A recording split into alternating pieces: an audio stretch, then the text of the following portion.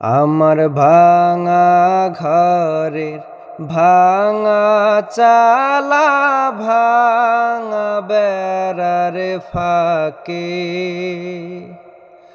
অবাক জোৎস্না ঢুইকা পরে হাত বাড়াইয়া ডাকে, হাত ইশারায় ডাকে কিন্তু মুখে বলে না।